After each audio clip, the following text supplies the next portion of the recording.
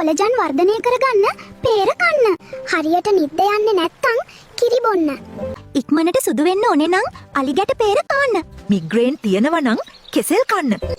සම රෝස කරගන්න දෙලුම් කන්න.